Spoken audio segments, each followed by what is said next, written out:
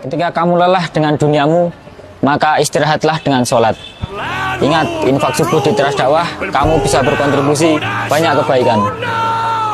Sampaikan pada jiwa yang bersedih, begitu dingin dunia yang kau huni jika berada. Sekarang masuk ke sesi Q&A ya. Untuk teman-teman yang Ikhwan mungkin dulu ya. Ikhwan dulu. Kita kasih satu kesempatan. Ada yang mau nanya?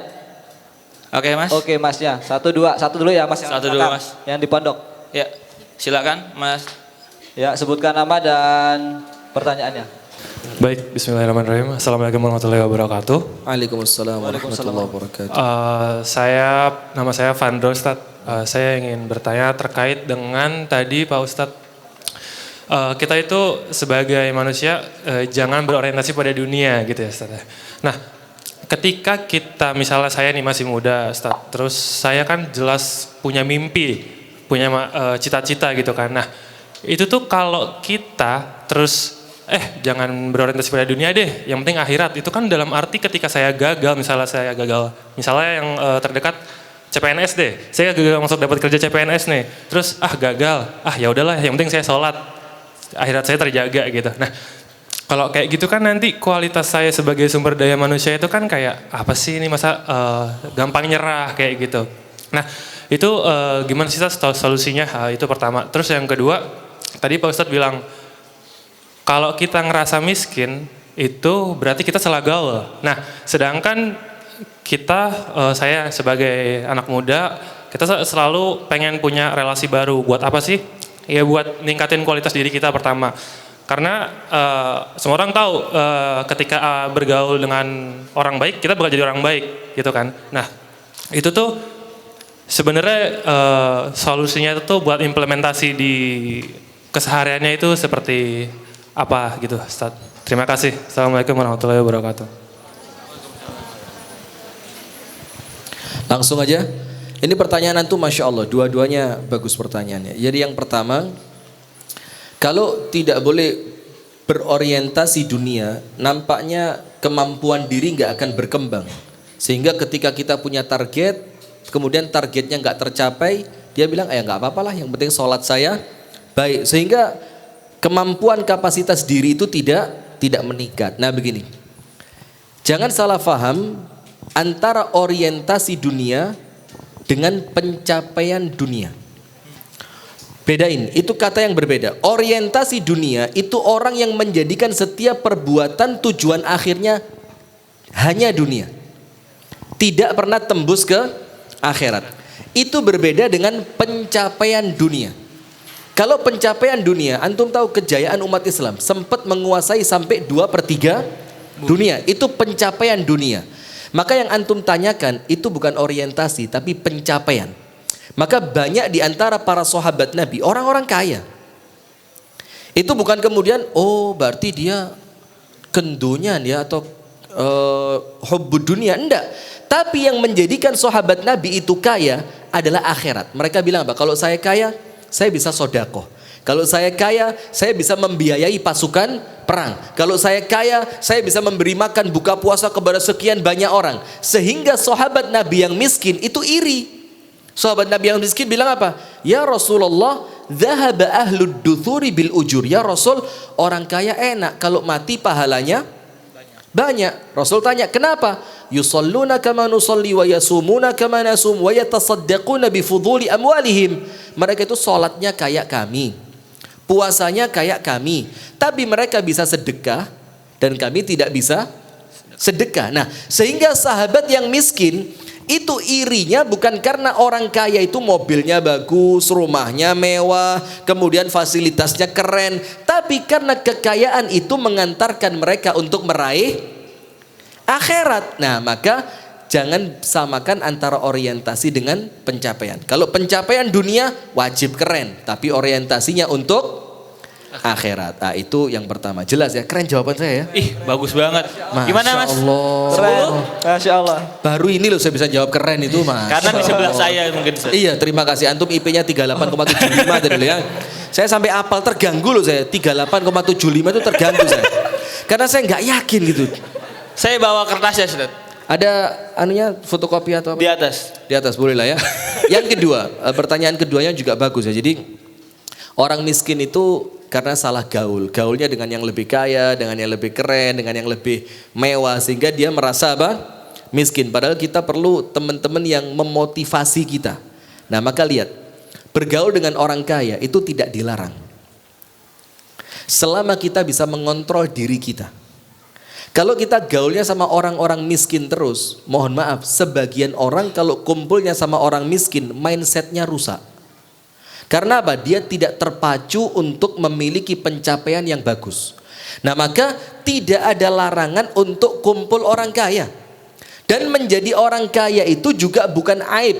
Ketika kita bisa mengontrol diri kita, agar kemudian kita tidak menganggap nikmat Allah kepada kita itu kecil. Kita tidak menganggap Allah itu, oh Allah nggak adil ya. Kenapa dia anaknya orang kaya, saya anaknya orang miskin. Selama antum mampu menjaga semua itu, maka boleh-boleh saja. Bukankah Rasulullah juga kumpul dengan Utsman ibnu Affan? Rasulullah kumpul dengan Abdurrahman bin Auf. Rasulullah juga bergaul dengan orang-orang kaya. Bahkan ketika Abasa wa Tawalla itu turun, Rasulullah bersama siapa? Pembesar kafir Quraisy, orang-orang kaya. Ternyata Abdullah bin Ummi Maktum datang. Rasulullah sedang fokus ini. Artinya kan Rasul juga kumpul sama orang-orang pembesar kafir Quraisy yang kaya raya itu. Tapi apa? Rasulullah bisa menahan dirinya untuk tetap fokus menjalankan tujuannya, bukan sibuk dengan pencapaiannya orang kaya itu. Tapi sayangnya sekarang rata-rata kalau kumpul orang kaya langsung minder. Yang dilihat orang kaya flexing, YouTuber yang kemudian sultan ini, sultan itu, YouTuber yang pamer ini, pamer itu. Kemudian bahkan sekarang sudah mulai muncul artis yang moto apa? Makanan. Buku rekening banknya dia, kemudian dilihat banyak-banyakan jumlah saldo. Maka nggak apa-apa selama antum bisa ngontrol emosi diri dan menjadikan itu menambah semangat antum untuk semakin hebat. Tidak apa-apa. Wallahu a'lam bishawab. Baik. Bagaimana Mas? Jawab. Oke, cukup. Tetap semangat ya Mas ya. Oke. Ada mau protes emang ya? Dari yang awal apakah ada yang mau bertanya? Ada? Di belakang. 1, 2 ini juga depan ada. Oh depan ada. Sweet gimana? Yang menang? Oh yang depan dulu aja ya. Bismillahirrahmanirrahim. Assalamualaikum warahmatullahi wabarakatuh, Ustaz. Waalaikumsalam warahmatullahi. Saya ingin bertanya Ustaz, bagaimana cara kita menjaga perasaan merasa berjasa? Kan dari kisah-kisah yang tadi Ustaz sampaikan itu kan merasa berjasa dan itu terucap disampaikan. Nah sedangkan kita sebagai manusia pasti tidak luput dari perasaan seperti itu. Nah bagaimana cara kita menjaga perasaan itu? Terima kasih. Jangan panjang-panjang Mbak, saya ngerti Mbak. Jazakumullah khair, barakallahu fikum. Nah memang manusiawi orang itu ketika melakukan sesuatu, pasti sesuatu yang dia lakukan itu akan teringat, minimal portofolio lah ya. Ngerti portofolio nggak? Tahu. Apa? Portofolio track record ngerjain project apa? Antum jelasin portofolio aja panjang banget, susah. Oke, lanjut CV. Udah minimal itu jadi portofolionya dia kan. Oh saya pernah melakukan ini di yayasan ini, saya pernah bantu ini di kelompok dakwah ini, saya pernah melakukan ini kan begitu. Nah maka ingat bagaimana caranya supaya hilang perasaan berjasa tadi. Ada 3 hal. Jadi poin-poinnya jelas dalam Islam itu tidak ada yang samar gak. Nomor 1, lakukan lillahi ta'ala. Inna salati wa nusuki wa mahyaya wa mamati lillahi rabbil alamin. Kalau dilakukannya karena Allah, maka tidak akan muncul perasaan berjasa. Nomor 2, la haula wa la quwata illa billah. Apa la haula wa la quwata illa billah itu? Yang melakukan bukan saya tapi takdirnya Allah. Yang bisa bukan saya tapi Allah. Yang hebat bukan saya tapi Allah. Itu nomor 2. Nomor 1 apa? Lakukan karena Allah. Inna salati wa nusuki wa mahyaya wa mamati lillahi rabbil alamin. Nomor 2, la haula wa la quwata illa billah. Nomor 3, jadikan apa yang Anda lakukan jembatan untuk akhirat bukan untuk dunia. Kalau untuk dunia, ya kepikirannya begitu. Loh saya kok, loh kan saya, loh kan pertamanya saya. Loh kan yang ngasih tahu saya. Loh kan yang ngenalin saya. Tapi kalau itu diniatkan untuk akhirat, maka walaupun di dunia Anda dilupakan, tapi Allah tidak akan pernah lupa kebaikan Anda sehingga Anda nggak akan kecewa. Maka perasaan berjasa itu akan hilang. Karena apa? Saya berjasa bukan untuk cari dunia, tapi untuk cari akhirat. Sementara akhirat itu kapanpun bisa datang setelah kita meninggal dunia. Wallahu ta'ala a'lam bissawab. Baik, luar biasa. Masih ada yang bertanya, kita masih punya beberapa waktu lagi. Oke Mas, ini yang tadi mengatakan kata-kata mutiara. Agak majuan Mas, ini ada ini soalnya. Ke depan, berdiri Mas ya. Sini loh. Ini Antum berdiri tahu nggak fungsinya apa? Biar bisa masuk kamera nanti kelihatan siapa yang ngomong tadi. tolong itu digeser. Ngurusin boyok mas. Oh ngelurusin boyok. Oke Ustaz. Silakan. Oke. Perkenalkan saya sebut aja Afgan ya. Yang deketin. Oke, Nah, perkenalkan gitu, saya Afgan gitu ya. Jadi di sini saya ingin bertanya Pak Ustadz. Nih kalau misalkan kita dekat dengan keluarga, itu kenapa selalu kurang untuk memenuhi kebutuhan? Kalau kita jauh dari keluarga, itu kenapa bisa memenuhi kebutuhan itu dok? Gimana tuh Ustadz? Antum yang punya masalah kenapa ada yang ditanya? Gimana Ini itu Ustaz? curhat, dong. Loh, ini masalahnya siapa sebenarnya? Iya ya. Kalau dekat keluarga senantiasa merasa kok kurang terus Iya, gitu ya. Padahal ada yang menjamin gitu. Iya. Tapi ketika jauh, Bisa mencukupi kebutuhan. Tuh Bisa gimana cukup. solusinya? loh ya nggak tahu saya. Lah, gimana Ustadz? Pusing saya. Baik, jazakallah. Nah. Thank you. Iya, saya bisa jawab itu, saya bisa pahami itu. Iya. Dan ini pertanyaan, ini realistis. Dan bisa dijawab dengan rasional. Begini, kalau dekat keluarga, kenapa merasa kurang terus? Gara-gara kita nggak pernah latihan hemat. Karena kita merasa, ntar kalau habis ada orang tua kok. Dengerin. Malah ngapain? Malah bengong. Momen debat Mas, momen debat. Dengerin. Jadi kalau dekat dengan keluarga, kenapa terus merasa kurang? Gara-gara kita nggak merasa khawatir karena senantiasa ada yang menjamin kita. Sehingga apa? Mau beli apapun nggak khawatir, beli. Akhirnya ketika duitnya habis, tinggal minta ke orang tua.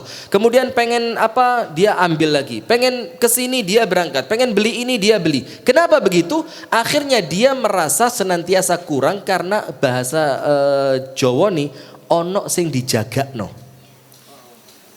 Betul enggak? Tapi ketika antum sudah mulai jauh dari keluarga, apalagi orang tua bilang, ini duit sebulan lo ya. Kalau sebulan belum sebulan sudah habis, saya tidak tanggung, maka orang akan ikhtiar untuk apa? Menghemat. Hemat. Ya, akhirnya karena antum hemat tadi, maka pasti insya Allah apa yang antum hemat itu oleh Allah akan dibikin cukup. Contoh makan malam, enggak usahlah ngaji aja di teras dakwah lah ya. Dapat makan malam solusi. gitu. Itu kan solusi. Betul. Nah, kemudian misalkan mau sarapan, saya mau sowan ke rumahnya Ustadz lah, pura-pura mau curhat. Nanti kan kalau pas Ustadz sarapan saya juga Aja. Nah itu kan akhirnya kreativitasnya muncul karena antum merasa apa? Tidak aman. Nah maka memang rasional, ya memang seperti itu rata-rata. Orang kalau dekat dengan orang tua kedewasaannya kurang. Ketika dia mulai menjauh dari orang tuanya akan muncul apa? Kedewasaan. Ya karena dia digembleng oleh situasi, kondisi dan keadaan. Wallahu taala a'lam bishawab. Jazakallah khair Afgan ya. Afgan. Antum bukan cuma nama lo yang mirip, wajah juga mirip loh. Masya Allah. Ingat teman-teman, Masya fitnah Allah. itu dosa. Oke? Fitnah itu dosa. Gak boleh gitu. Tapi menyenangkan hati orang lain itu berpahala. Oh gitu. Masya Allah. Makasih Mas Afgan. Mantap. Ada lagi yang mau bertanya? Oh yang paling belakang ya? Paling belakang tuh. Yang Ikhwan ada ntar ya, satu tuh. Iya. Di belakang. Gimana kita kasih mic-nya? Ada nggak tuh lagi? Ada mic di belakang? Mic. Boleh Untuk yang bantuannya. Akhwat, belakang. Di belakang Mas, tolong ya Akhwat. Paling belakang Mas. Dekat depan pagar Mas Dimas. Silakan akhwat pertanyaannya. Singkat padat jelas ya. Wah luar biasa. Kembali kita ingatkan buat teman-teman yang sudah ada di sini bisa nge-share story apa yang didapatkan di kajian kali ini, bisa share dan tag @terasdakwah dan agar semua orang bisa mendapatkan manfaatnya. Oke, sudah dapat mic-nya? Mantap, Oke. silakan. Assalamualaikum warahmatullahi wabarakatuh. Waalaikumsalam warahmatullahi wabarakatuh. Silakan Ukhti Putri. Perkenalkan, nama saya Sakifa. Oh, bukan Putri ya?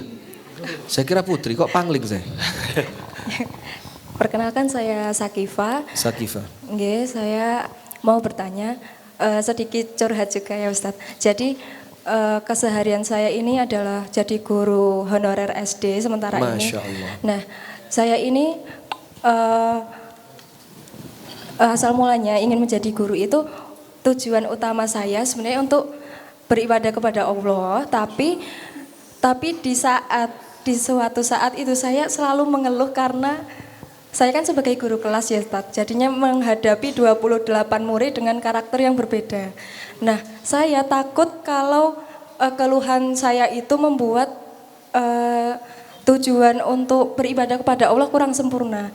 Nah, bagaimana caranya agar saya ini bisa meluruskan niat kembali untuk mendapatkan dunia dan akhiratnya seperti itu. Terima kasih. Assalamualaikum warahmatullahi wabarakatuh. Waalaikumsalam warahmatullahi wabarakatuh. Yang pertama saya apresiasi sekali ya. Jadi guru itu sekarang bukan cita-cita keren gitu. Tapi dalam keadaan antum tetap jadi guru itu bagus. Apalagi masih honorer gitu kan. Honorer itu kan. Iya, karena masih kebetulan kan tahun ini fresh graduate terus alhamdulillah baru langsung keterima jadi guru gitu. Jadi Masya Allah, nyoba gitu. Sip. Saya buka sekolahan loh Mbak, tidak pengen ngajari sekolah saya. Langsung ditembak. Tapi bayarannya besar tempat saya. Siap dengan bayaran besar. Oh siap. Langsung dikasih solusi. Saya juga mau jadi guru Ustaz. Tapi IP antum terlalu tinggi, anak-anak. Enggak cocok anak. 38,75 itu buat saya ngeri itu. Ngeri sedap itu. Baik Mbak, ini pertanyaannya bagus sekali Mbak. Nah, saya ingatkan buat teman-teman yang bergerak di dunia pendidikan. Ikhlas itu profesional. Jangan menuntut orang untuk ikhlas dalam keadaan profesionalisme bayaran kerjanya dia menjadikan dia hilang ikhlasnya. Jadi itu tidak masuk akal. Saya tidak senang dengan teman-teman yang kemudian berkedok bersembunyi di balik kata-kata ikhlas hanya untuk memperbudak orang lain, kerjanya capek, bayarannya kecil. Maka sampai ada ucapan dari salah satu tokoh, tapi tokoh kiri ya. Antum seneng ya? Mas Akid, Mas Ilyas. Antum kenapa kok? Astagfirullah. Tolong kamera tadi wajahnya dia waktu saya ngomong profesional itu di save itu. Kayaknya terwakili banget gitu. Nah, maka banyak teman-teman yang bersembunyi di balik kata ikhlas itu hanya untuk memperbudak orang lain. Oh ya akhi, kita ini kerja dakwah ya akhi, yang ikhlas, antum jangan mengharapkan uang. Tidak bisa. Ikhlas dan profesionalitas itu sesuatu yang berbeda. Sampai ada tokoh kiri ya, tapi saya tidak sebutkan namanya, saya tidak enak juga. Itu sampai mengatakan kalau kerjamu hanya cukup untuk biaya makanmu, maka itu bukan pekerjaan tapi perbudakan. Jadi orang kerja kalau sekedar cukup untuk makan itu bukan kerja itu, tapi apa? Perbudakan. Karena tuan kamu hanya ingin mempertahankan tenagamu, maka kamu dikasih uang hanya untuk cukup makan. Karena kalau makanmu tidak cukup, kamu mati, dia tidak punya pekerja nanti. Faham tidak sampai sini?